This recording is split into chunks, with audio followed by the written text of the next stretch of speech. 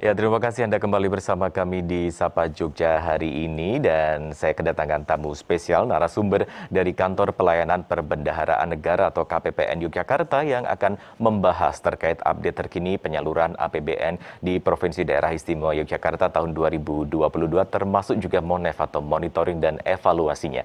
Telah hadir kami perkenalkan kepada Anda, beliau adalah Bapak Rizky Tavianto Karipani, Kepala KPPN Yogyakarta. Apa kabar Pak Rizky? Alhamdulillah sehat Mas Henry, terima kasih. Sehat. Ya, terima kasih juga telah hadir bersama kami di Studio Sapa Jogja. Kemarin beberapa waktu lalu hari Senin kita juga telah membahas mengenai dana alokasi khusus fisik, non fisik dan juga dana desa yang belum sempat kami tanyakan karena keterbatasan waktu saat itu. Nanti mungkin ketika ada kesempatan kita akan tanyakan ya, Pak Rizky. Tapi hari ini kita akan lebih membahas mengenai bagaimana terkait update terkini ini penyaluran APBN di Provinsi DIY dan juga termasuk kegiatan MONEF atau monitoring dan evaluasi. Nah, Pak Rizky, apa saja yang disalurkan oleh KPPN Yogyakarta ini, Pak? Ya, mohon izin pemirsa Mas Henry. Jadi Kantor Pelayanan Perbendaharaan Negara Yogyakarta ini kan istilahnya yang menjadi tugas utamanya adalah menyalurkan dana APBN. Oke. Nah, kebetulan KPPN Yogyakarta ini punya satker lebih kurang 225 satker di Kota Yogyakarta yang meliputi Kota Jogja, Kabupaten Sleman dan Kabupaten Bantul. Oke. Pagu dana yang kita salurkan untuk tahun 2022 ini lebih kurang sebesar 12,43 triliun rupiah. 12,43 triliun. Namun realisasinya sampai dengan triliun 3 ini di tanggal 30 Agustus ini baru 6,6 triliun. Oh, baru maaf ya, dari dananya sebesar 6,6 triliun. Jadi baru sekitar 54,3%. Oh, baru separuhnya lebih dikit ya, Pak? Ya, terlalu sedikit. Dan ini masih ada di triwulan ke-3 untuk tahun anggaran 2022. Iya, betul. Oke, betul. Apa yang menjadi kendala penyerapan itu masih? Ya, ini tadi tentunya kami harapkan Bapak Ibu dari Satuan Kerja untuk segera saja berkoordinasi dengan KPPN Yogyakarta. Ini memang berkaitan dengan mungkin program atau kegiatan mereka. Itu mungkin yang seharusnya dilaksanakan katakanlah di triwulan 2 kemarin itu tertunda mungkin. Sehingga kalau kita lihat rata-rata nasional di triwulan kedua kemarin jelas memang masih di bawah orang target nasional itu 50% sebetulnya. 50%. Tapi di triwulan 3 sampai dengan Agustus baru 54. Berarti kan triwulan 3 tidak tercapai semua itu. Jadi kalau boleh dikatakan ini kita kan punya ada kantor pusat. Jadi kantor pusat itu dana-dana yang memang peruntukan untuk satker pusat, Pak. Jadi seperti kantor kepresidenan, itu satker pusat. Kemudian balai besar wilayah untuk Sungai Opak ya, aliran Sungai Opak. Kemudian juga berkaitan juga dengan kantor daerah. Nah, kantor daerah ada Kementerian Agama, ada katakanlah Kejaksaan Tinggi, termasuk KPPN itu kantor daerah. Kantor daerah. Nah, terus kemudian ada dekonsentrasi. Nah, dekonsentrasinya adalah satuan kerja lingkup yang dikoordinasikan oleh dinas-dinas provinsi. Kemudian ada tugas pembantuan, itu dikoordinasikan oleh satker yang di bawah dinas kabupaten kota. Itu jadi kita 12,43 triliun itu kita sebar ke situ. Nah, cuma itu tadi kendalanya melambat. Maksudnya ya inilah ini yang menjadi tugas utama kami untuk selalu mempush up, terus mempush satelit tersebut agar penyerapan di triwulan 3 ini bisa katakanlah meningkat dengan pesat gitu. Lalu apakah jika dibandingkan dengan tahun anggaran sebelumnya kurang maksimalnya anggaran yang terserap ini sudah menjadi hal biasa atau mungkin tahun ini jumlahnya lebih banyak dibanding tahun sebelumnya atau seperti apa, Pak? Ya, kalau kita bandingkan pagu dana yang ada memang ada kenaikan. Ada kenaikan dananya. Dana pagu. Ya, kemudian juga ini kan berkaitan dengan itu tadi kan COVID masih ada COVID masih ada sehingga tentunya ada rencana-rencana program kegiatan daripada satker kementerian lembaga yang di tahun 2002 ini. Nah, ini seharusnya dengan melandainya COVID, ini harusnya lebih kencang berjalannya. Harusnya lebih kencang lagi, lebih cepat. Kami selalu dalam setiap event, setiap sosialisasi atau katakanlah melalui offline maupun online, kita selalu tolong Bu cepat penyerapan anggarannya itu. Jadi dan itu juga akan berpengaruh pada nilai indikator kinerjanya dari Satker. Karena Satker itu ada nilainya juga di evaluasi. Semua sudah tersistem ya, Pak ya. Sudah tersistem. Betul. Jadi katakanlah untuk indikator kinerjanya itu di penilaian itu sudah kita by sistem, tidak ada yang by manual lagi, sudah sistem semua. Baik, Pak Rizky, dari jumlah total APBN yang ada di tahun anggaran ini, berapa yang sudah disalurkan ke KPPN Yogyakarta? Kalau yang disalurkan dari KPPN Yogyakarta untuk sampai dengan tanggal 30 Agustus kemarin ya, itu sudah 6,6 triliun. Jadi sekitar 54,3%. Nah, jadi itu ada untuk belanja modal, ada untuk belanja barang, ada belanja pegawai dan bantuan sosial. 4 jenis belanja itu yang kita salurkan ke Satker maupun ke daerah. Oke, sisanya apakah kira-kira masih bisa memenuhi target nggak Pak untuk tahun anggaran ini Pak? Bayangin saya kalau 12,43 triliun dikurangi 6,6 masih sekitar 5, sekian triliun. Harus dikejar dalam 4-5 bulan ini gitu loh. 4-5 bulan ini. Jadi ya kalau bisa jangan sampai penumpukan anggaran itu di akhir tahun ini menjadi habit yang kurang baik. Karena selalu satuan kerja itu satuan kerja lembaga itu selalu justru di ujung-ujung tahun baru ngebut gitu. Baru ngebut ya. Jadi kalau mobil itu masuk gigi 4-nya nanti.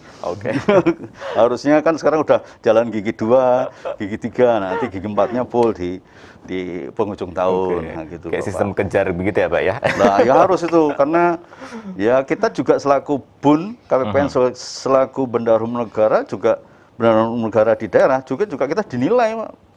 Dinilai oleh pusat juga nih, KPPN Yogyakarta kok target penyerapan tidak tercapai ini. Setiap triwulan itu dinilai Pak, dinilai triwulan dimulai. Nah, pencapaian yang 50% tadi apakah ini termasuk rendah, sedang atau tinggi Pak? Ya kalau kita lihat data ya, data sebetulnya 50% itu sebetulnya target di triwulan 2. Sebenarnya target di triwulan 2. Padahal sudah masuk triwulan 3 sekarang. Kalau masuk triwulan 3 sekarang malah di bulan Agustus lagi. Bulan Agustus baru 54,3%. Jadi bisa Mas Henry simpulkan, di mana setiap ada data saya itu setiap ini ada data yang mungkin yang bisa saya sebutkan ini, singkat saja. Jadi untuk belanja pegawai itu dari target 4,1 triliun itu baru realisasi 2,7 triliun. Persentasenya masih 64,80%. Padahal targetnya berapa? Targetnya 75%. Wow. Nah ini kan harus kejar terus ini. Kejar tayang terus di triwulan 3 ini. Sedangkan belanja barang dari target 4,18 triliun itu baru realisasi 1,89 triliun. Persentasenya baru 47,19%. Bayangin aja. Dia harus ngejar 75% ini di triwulan 3. Belanja modal dari pagu 2,9 triliun baru realisasi 1,3 triliun. Persentasenya masih 45,50%. Jadi harus ngejar sampai dengan targetnya itu 70%.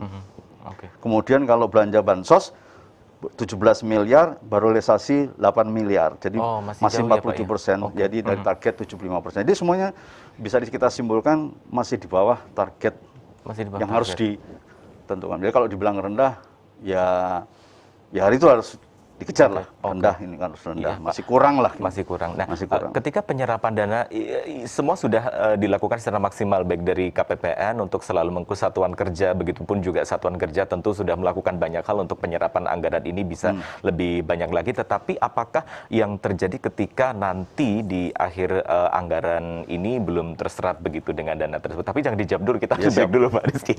Kita akan lanjutkan lagi obrolan ini dengan Pak Rizky usai jeda pariwara berikut. Tetaplah bersama kami. Terima kasih masih bersama kami di Sapa Jogja. Kita masih membahas soal MONEF atau monitoring dan evaluasi bersama dengan Kepala KPPN Yogyakarta, Bapak Rizky Tafianto Karipani. Pak Rizky, kita lanjut lagi. Ini adalah grafis tentang realisasi belanja pemerintah pusat yang telah tadi disampaikan nih. Di Yogyakarta sendiri bisa dilihat ada 222 kantor daerah dan 20 kantor pusat. Ini kantor pusat yang ada di Yogyakarta, begitu? Jadi Satker kantor pusat yang ada di Yogyakarta. Ini bisa dijelaskan seperti apa? Ini tadi sekilas sudah dijelaskan di awal, nih lebih jelas lagi lewat grafis ya Pak ya. Baik, terima kasih Mas Hendry, pemirsa. Ini kalau kita lihat screen di sini, bahwasannya ini adalah realisasi data sampai dengan 31 Agustus 2022. Jadi realisasi belanja pemerintah pusat.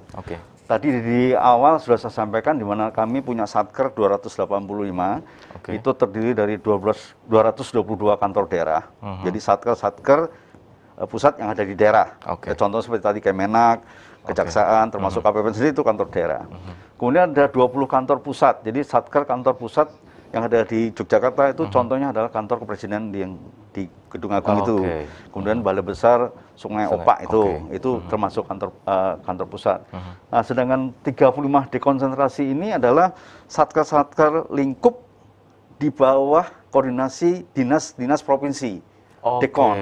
Nah, sedangkan yang tugas pembantuan itu ada 7 adalah satker-satker lingkup di bawah koordinasi dinas-dinas di kabupaten kota. Sedangkan satu desentralisasi ini adalah mengenai tugas-tugas ya tadi TKDD tadi. Transfer keuangan daerah ke daerah itu. Jadi ada dana desa, dak fisik itu ada di satu desentralisasi. Gitu Pak. Nah, kemudian kalau untuk realisasi tadi saya sampaikan di awal KPPN Jogja itu dikasih tugas untuk menyalurkan sebanyak 12,43 triliun. Tahun 2022.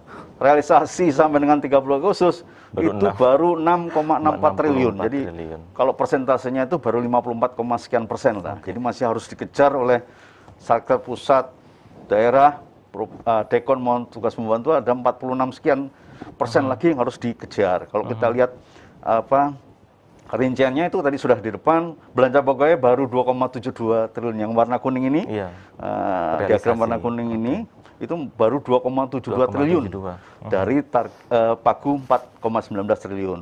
Kemudian untuk belanja barang dari Pagu 4,01 triliun, realisasi baru 1,89 triliun. Kemudian belanja modal dari 2,92 triliun, realisasi baru 1,2 triliun. Kemudian untuk belanja bansos dari 17,8 miliar masih 8,50 miliar, realisasi sampai dengan tanggal 30 Agustus. Jadi semuanya masih di bawah target. Belanja pokoknya targetnya 75% harus dicapai, sedangkan yang lainnya masih 70 gitu Pak. Nah ini kita lihat ini ternyata peran KPPN luar biasa Pak. Kita nih menyalurkan itu, bisa lihat itu Pak. Di screen itu kita jaring integrasi Karang Taruna Sleman DIY, itu dari dana APBN, kita yang nyalurkan, KPPN nyalurkan, itu jembatan Sanggerahan Sleman DIY, itu kita yang nyalurkan, jalan Pelanjan Baron Tepus Gunung Kidul itu juga kita yang nyalurkan, KPPN, kemudian jembatan Kretek 2 Bantul ini yang katanya lagi in ya ini kita underpass kita yang nyalurkan, termasuk JIA. Itu airport. Kita yang nyalurkan. Pak, dari grafis tadi sudah terlihat jelas antara target dan realisasi ini kan masih jauh. Nah, bagaimana ketika hingga akhir tahun tentu upaya terus dilakukan baik dari KPPN ataupun satuan kerja karena itu semua dinilai begitu ya Pak kinerjanya. Nah, apa yang kemudian dengan sisa dana tadi ketika target belum tercapai misalnya Pak? Kalau tercapai bisa tercapai. Cuma mungkin nanti tidak sampai 100%. Itu tapi kita capai dulu lah target yang 70%. Kita bekerja di awal dulu yang triwulan 3 ini kita selesaikan sampai 70%. Namun ya tadi saya imbau kepada satker-satker, kepala satuan kerja atau kuasa pengguna anggaran itu harus selalu berkoordinasi setiap bulan dengan internal. Setiap bulan ya Pak? Iya, harus menyusun rencana kegiatan, mungkin sudah disusun selama 1 tahun, ini tinggal dievaluasi aja.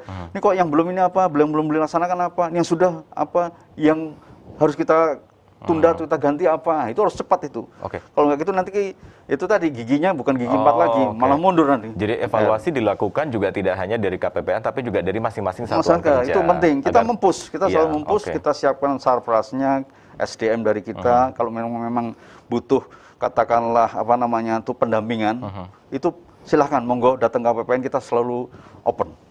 Pak, yang terakhir Pak, ini di KPPN sendiri memiliki kebijakan value for money. Ini apa kebijakan tersebut bisa dijelaskan? Sebetulnya value for money ini kan Bu Menteri selalu kadang-kadang uang Rp1 di APBN itu harus punya nilai gitu loh.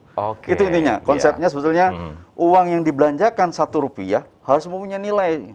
Nah, karena setiap nilai itu ada indikatornya. Indikatornya adalah indikator ekonomi, efisien, dan efektif, Bapak. Nah, Bu Menteri selalu ngomong gitu. Jangan kamu sia-siakan Rp1, karena itu uang rakyat. Nah, Rp1 itu jadi apa? Gitu.